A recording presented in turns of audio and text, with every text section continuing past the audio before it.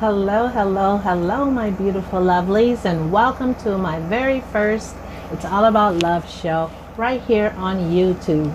I am life coach Jackee Love, also known as the Love Doctor. Today on the show, I'm going to be answering your questions as I will be every Monday night right here on this same channel. So if you have any questions about your love relationships with your spouses, your partners, boyfriends, girlfriends, your family members, or co-workers, email them to me at JackieTurksLove.com and I will do my best to get your questions answered right here on the air Monday nights. If I use your question on the air, I will give you a shout out. Plus, as an added bonus, I will send you a free gift of my book, Waiting for Love, on a Kindle copy right to your email for free. If I don't get to answer your question on air, I will personally respond to your email. I am so excited to be here with you guys tonight, so let's get started. Our first two questions are from Daryl Strong. Daryl, thank you so much for sending in your questions.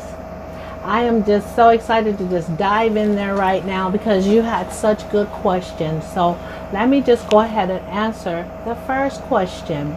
Your first question is, if you're saved but your spouse isn't and reluctant to repent, what do you do? Well, my lovely Daryl, before I answer this question, I would like to pose three questions to you. Number one, how long did you date before you were married? I ask this question because if you're like me and most of us, divine feminine, we grew up on Walt Disney tales like Cinderella, Snow White and the Seven Dwarfs, Beauty and the Beast, and all the other fairy tales who ended up living a happily ever after story. So we believe that someday our prince will come. That's cool and everything, but to believe in love, it's cool to believe in love. But the problem with the most fairy tales are that they're just that, stories by someone who had a great imagination of how they felt it should be in their own minds, which unfortunately has given many lonely, loving, hopeful little boys and girls a false reality of how life is supposed to be.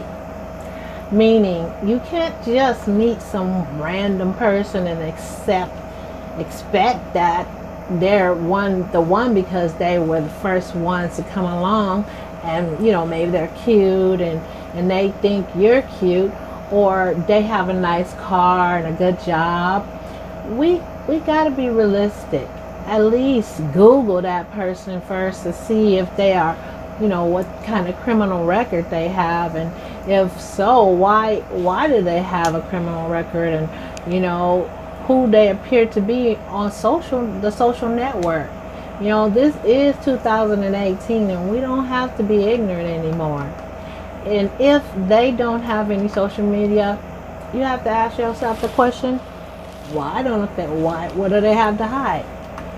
I know we all are relationship beings because that's the way God created us. But we have to take the time to turn off our emotions long enough to not be clueless as to who we are getting ourselves involved with. And not be so in a rush just because we're lonely. Trust me, I was there. And there will be other opportunities for you. Maybe God wants you to work on yourself at this time. But, you are already in the marriage. But those are the questions that I would say to other people who are, in the process and looking for someone, looking for a mate. You have to ask yourself those questions. And hopefully you did ask yourself that question and those questions were answered to your satisfaction. The second question I want to pose to you is, were you aware of your partner's beliefs before you entered into holy matrimony? I'm going to speak about this more later on in the second answer to your question. However, I do want to point out the reason why I'm asking this question. I know I have been so in a rush in many of my relationships because I didn't want to be alone. And I was convinced, and I convinced myself that even though this person wasn't on the same page as what I believe that the scripture, said, the sanctified woman would save the husband, I knew that this person wasn't, even thinking about that. They just wanted to get with me just, because whatever reason, and they'll say anything at that point because they're not with you yet. So, but you have to really, test the waters. Do they go to church with you? Are they, are they willing to pray?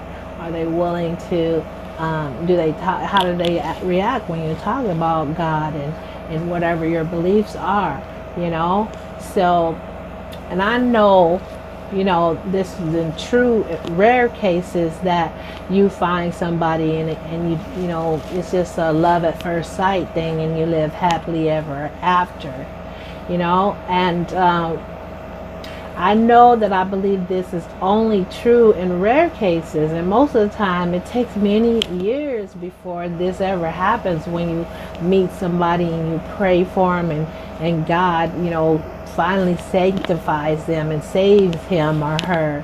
I know that because, you can just ask my grandma and other women who have been standing in the gap, standing in the prayer lines at church, asking, trusting God to save their spouses or boyfriends or vice versa. I mean, even some men are asking God to save their wives.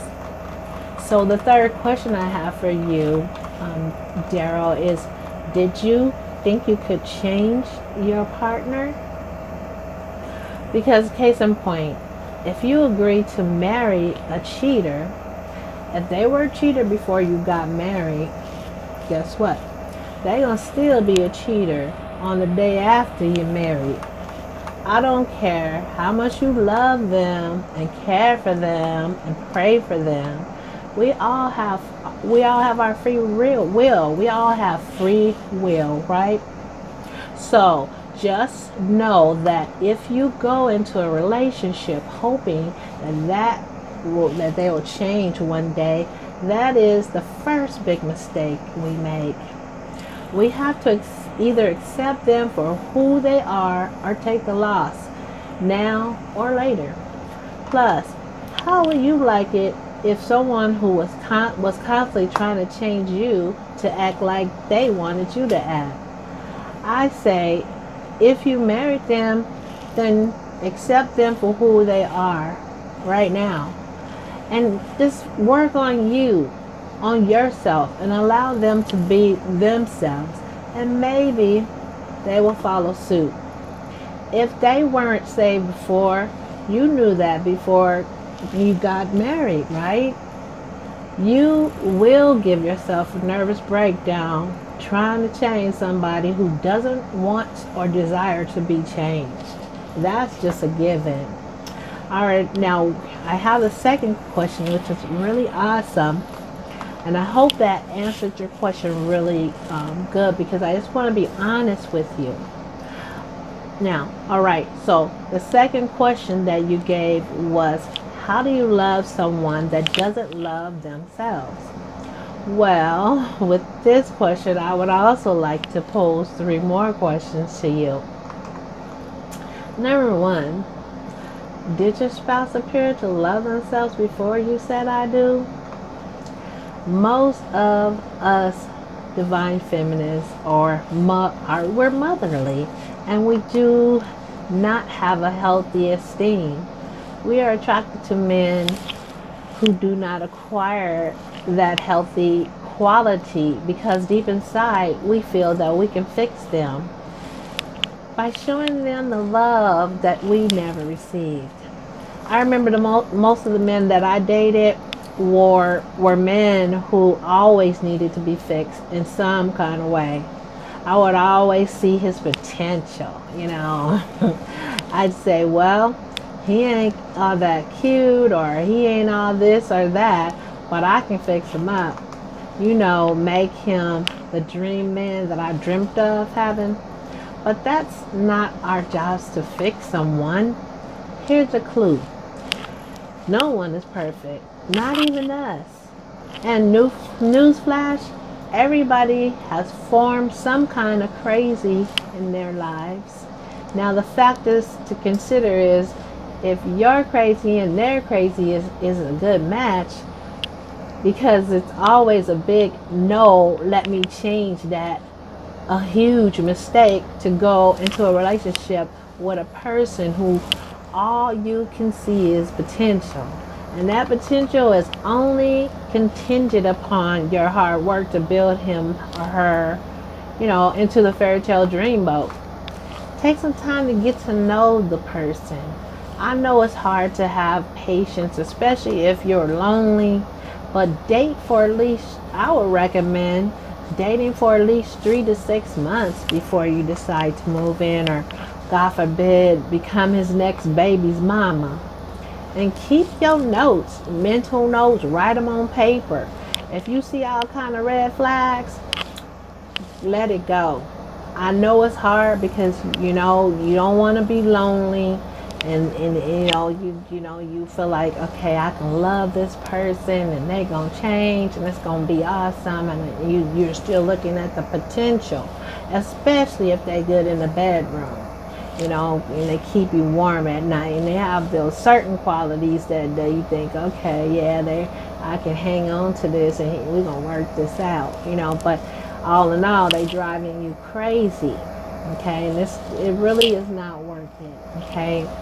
Now, if the person is willing to change, willing to work, not change like his, structure already, because like I said, briefly, I wanted to go into it, that if, you see red flags, you should let it go, because the personality, a person's personality has already been established, from birth to 6 years old. And if his or her mama didn't do a good job to raise him right or her right, it is that's their responsibility, not ours, to make the proper changes. And another thing that we have to recognize is that if they have to recognize that they need some stuff fixed in their lives and themselves. And they also have to accept that for themselves and decide for themselves to make the changes on their own. We can't do that for them. And that is just a finished fact. Now, the second question that I have posing to your second question, how do you love someone who doesn't love themselves, is I want to say to you, do you love yourself? That is a question. Because a lot of us do not love ourselves. And then, we end up picking someone who doesn't love themselves. And that's just something that we all do as a given. If you have, low self-esteem or, you got some stuff you're working on, normally we draw that kind of stuff, those kind of people to us. In the Christian Bible, it tells us to love our neighbors as we love ourselves, right? Well, most people don't truly love themselves, and I can't stress that enough. So in your spouse's case, and in everyone else's case who's never acquired the skills of loving themselves, now, I don't mean vanity, just because, people tell them they're cute or fine all the time. I mean, if you went without a compliment, this is what I want to know. If they went without a compliment for many years, can they look in the mirror and truly say, I love you? Can you look at yourself and truly say that you love yourself, Daryl? I can now, but it took me a long time. I mean, I just recently could look in the mirror and truly say, you know what? I love myself. With all my problems, all my stretch marks, whatever my imperfections are, I love myself. And I nurture myself now, but I wasn't able to do that for many years. And I drew a lot of, I don't want to say losers, but I drew a lot of people that weren't good for me, and a lot of toxic friends, a lot of toxic, relationships, So can you do that? Can you look at yourself and say, I love myself, and really mean it? I mean, every day. You should try that. Look in the mirror for every day for a week, and just stare in your eyes and say, I love myself. I love you, Daryl. I really, really love you. And see how you feel. How do you feel? How does that resonate in your heart?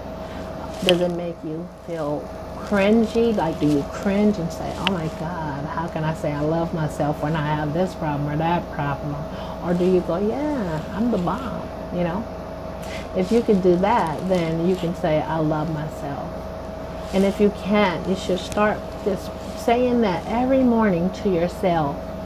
And I noticed that when you do that, it's hard sometimes, especially some days you don't feel like it. But after you do it every morning, you stare deep into your beautiful eyes and say, I love myself. And then you start thinking of things you just put in your mind, like, what do you love about yourself? It could be as small as a mole. I mean, some people might have a mole that they like about themselves. They may like their lips. They might like their nose. They might like their hair weave. They might like their fingernails. I don't know, your toes, something. And tell yourself, think about that beautiful thing that you really like about yourself, and then say, I love you. You smile in your heart. I love you. I really love you. And I guarantee if you do that for 21 days, and that's a time when it takes you to form a habit, 21 days, then you will begin to love yourself. And if you do already, that's great.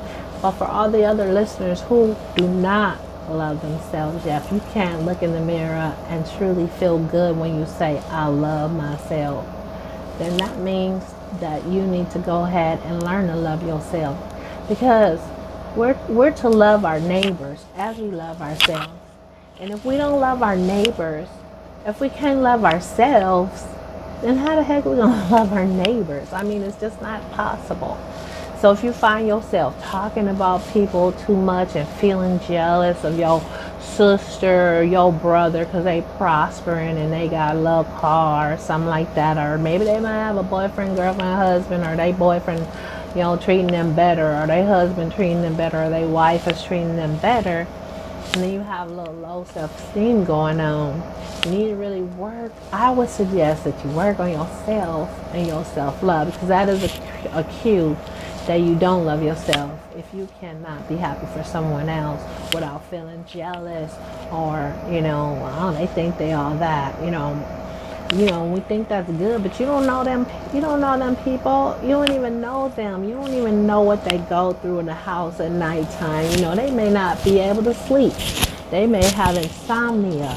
They may have been through so much stuff, and now finally God has allowed, them, my mic is coming out.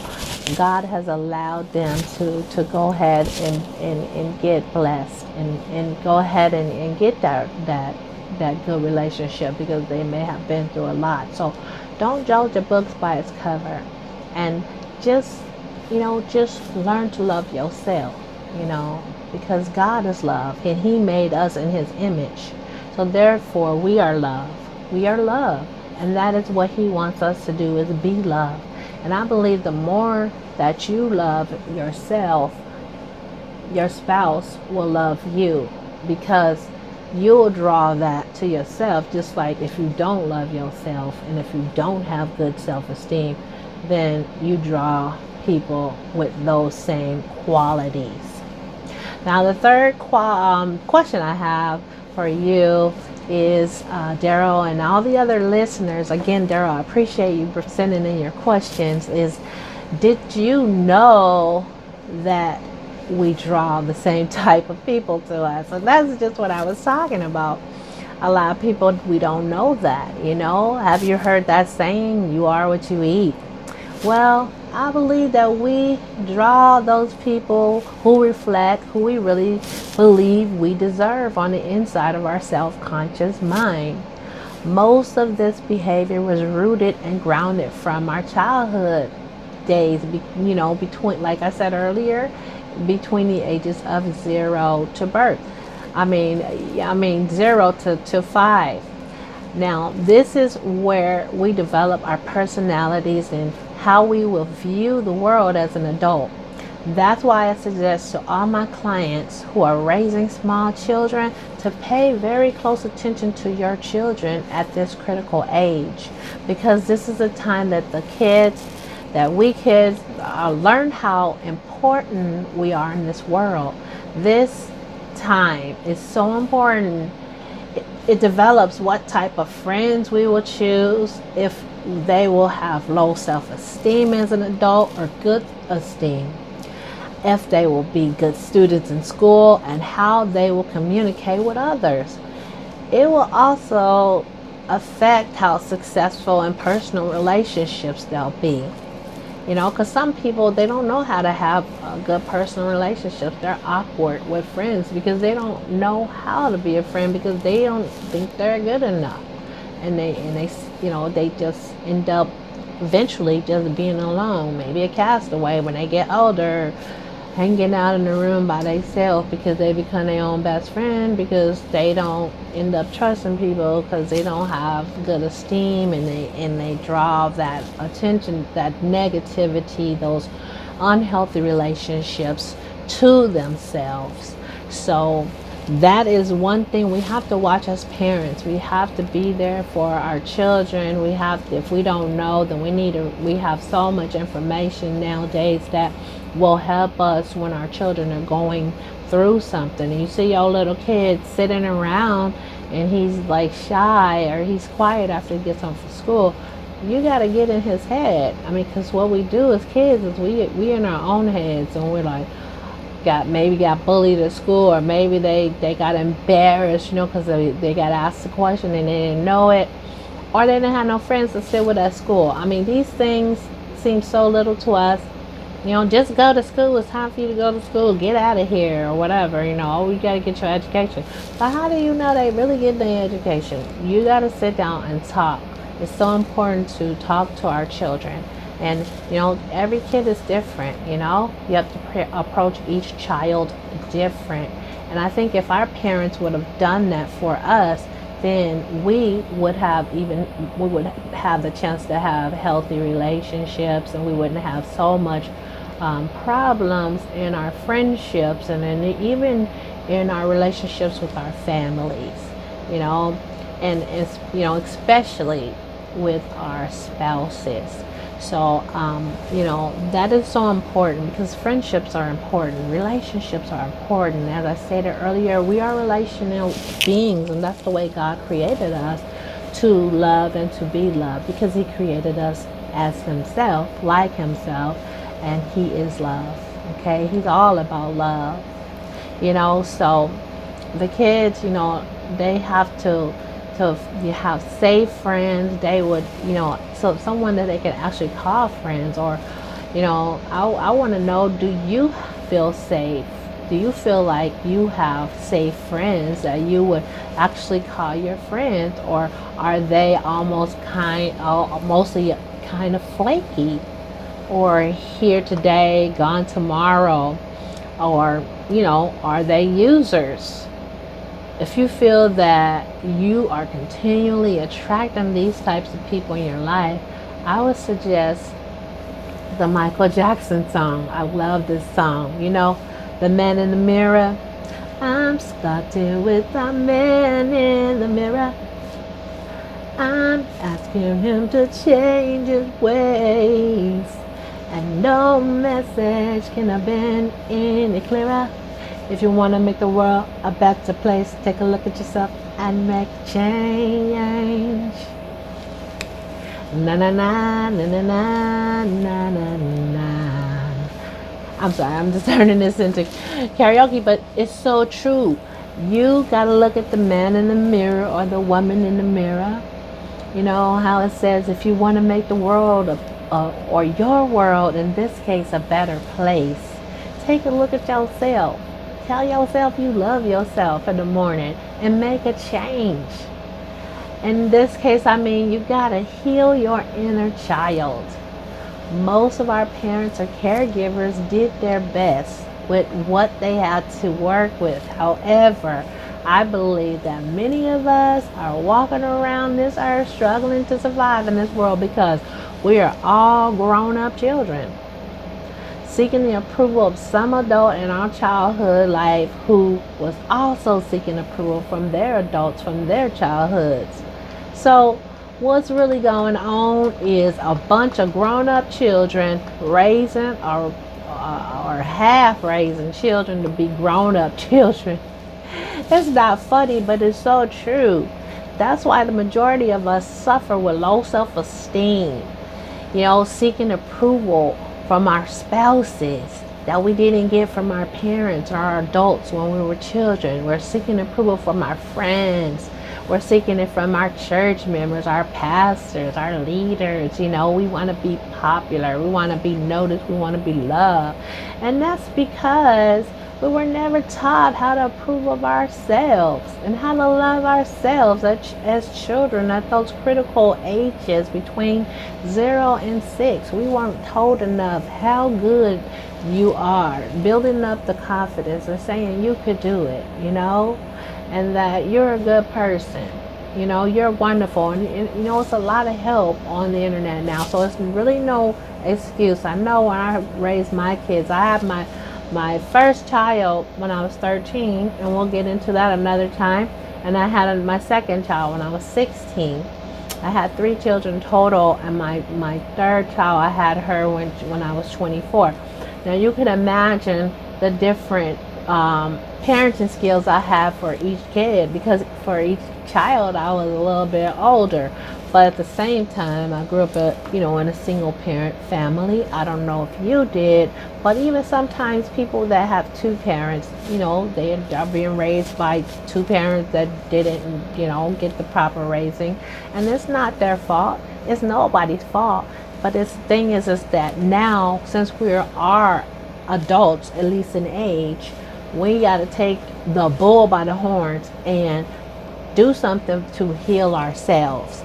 It's time to heal ourselves. We cannot blame our parents anymore for what they didn't do, and we can't say, hey, you know what, to our spouses, you don't love yourself and you don't know how to love me. I mean, of course they don't know how to love you. So you got to take responsibility for yourself. I have to take responsibility for myself. I can't say, okay, my husband or my kids here, I can do all I want to, turn flips and cry all day and night. But, most people that are together, they come together as 2 wounded people, 2 broken people. And so because of, society and just not knowing, and that's no one's fault. But you have to say, okay, is my crazy and his crazy, do they go together? Because, if you can deal with his crazy or her crazy, and I, just like anybody else, you marry them and you go, I can accept their flaws, basically. Then, you accept those things and you pray for them and you be there for them. But at the same time, it's better to just work on yourself, love yourself, change yourself, and then they will see what you're doing and they'll either follow suit or they'll fall away. And that's what I've been working on, loving myself, so because it's so terrible to this everywhere you go, looking for somebody, looking for love, and it's not necessarily for somebody to have intercourse with you, but it's like you got this hole in your heart and you need somebody to help you, and to fill that up. It's like, how do I get rid of this? I always feel sad. I always feel lonely. Like, how do I get rid of that? Like, I'm not satisfied. I'm not satisfied with anything, and I was like that so long, and I was like, God, why am I not satisfied? It's like I have pretty much everything I want and desire, but it's not about material things. It's about being happy and content with yourself, so that's why I say, with all this stuff, because we were never taught how to prove and to love ourselves. Now I'm preaching to the choir. I'm currently working on healing my inner child, and I would like to encourage you and all of my lovelies to read this book. It's super awesome. I don't think it's on book on CD, and I know we all starting to not want to read. A lot of us. I mean, I used to be an avid reader. I love reading, and all of a sudden the internet came out and just kind of sucked my joy for reading. But this book is so good. I'm currently working on healing my inner child, like I said, and I would like to encourage you and all my lovelies to read this book. Write this down, okay? It's called Healing Your Inner Child, and it's by Lucia Capichon. I'm not really sure how to say her last name, but I'll spell it. It is CAPACCHIONE PhD. That's Lucia Capichon PhD. I truly believe, that this book will really help you, because it has been teaching me how to draw out and talk to that little girl inside of me that God rejected or who God ignored, caused, when those things happened, it caused me to, not feel accepted or lonely or not know what to do with myself in my free time. I mean, I didn't know what to do, saying I never was encouraged to be, anything other than go to church. And, which was good. I'm glad that my mom sent me to church, took me to church. I learned structure, how to love God. I learned how to have integrity, But I truly believe that, it's a personal, I believe this and know for a personal fact that once you begin to heal your life and teach yourself good self-esteem, learn to parent your inner child, take care, go back, and you can go back and heal that little girl, heal that little boy, but you can only do it yourself. And and it will teach yourself good self-esteem, and and then you will begin to draw people with like minds that also did their work and have healthy esteem. It's a lot of people that did their work and they have healthy esteem, and they're waiting for us. They're waiting for you to, be your friend. If you already have those friends, awesome. Because when you treat yourself with love and respect, the people around you will do the same, or they will move out of the way for healthy relationships to take their places. But don't be afraid, because this is good. Being healthy and having healthy relationships with people in your life is definitely a goal to strive for. People who will help you nurture your dreams and who will care for your well-being as you will do for them. Now, in conclusion, I want to just say, just conclude this, because the questions was, what do you do when your spouse is not saved and does not repent? And I say, now that you're married or in a committed relationship, do you. Even though you're married to someone, you're not their parent. You work on yourself and being the best that you can be. Focus on your relationship with your Creator and yourself. And number 2, you said, and how do you love someone who doesn't love themselves? We were made in God's image. So since God is love, we are love. So just be love, Daryl. So love, but don't force love.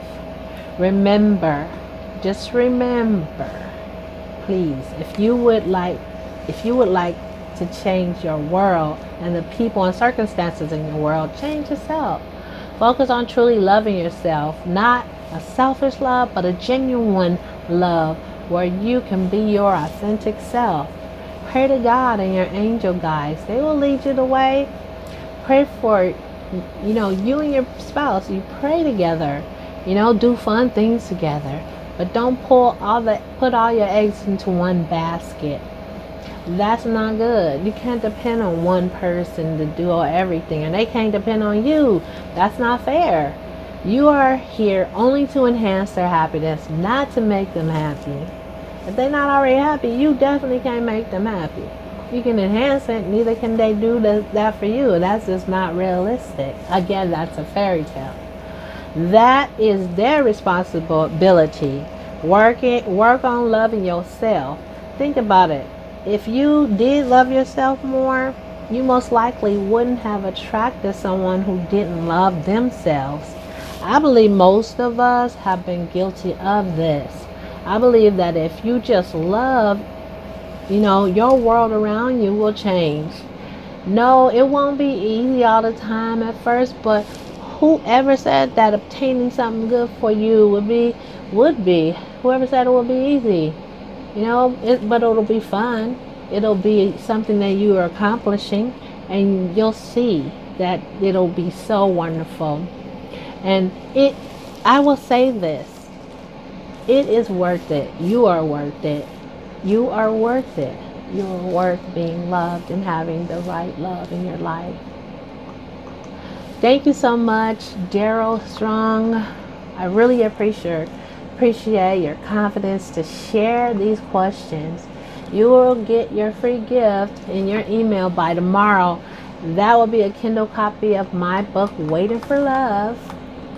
So thank you again for sending in your question. I really appreciate your love. Thank you everyone else for watching this first episode of my YouTube show. It's all about love. I am Jackee Love, also known as the Love Doctor. If you enjoyed this topic on questions and answers, please click the subscribe button, like and share this video. I will see you next Monday answering questions about love. If you have a question, please don't hesitate to email me at JackieTurksLove@gmail.com. And remember that learning to love yourself is the greatest love of all. Thanks again for watching, everyone. And I'll see you next time. Was that a wink? See you next time. I love you guys. Love yourself.